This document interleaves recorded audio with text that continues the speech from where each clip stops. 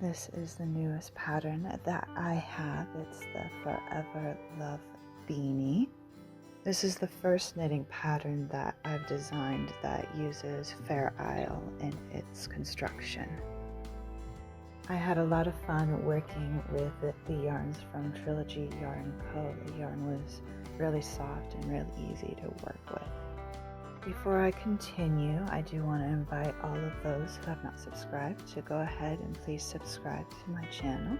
That way you can follow along with any of my other yarn journeys that I make along the way. So those on the back of the beanie are what we call floats. It's something that is used as a part of Fair Isle in knitting. This pattern is rated advanced because it uses Fair Isle in its construction, which is an advanced technique.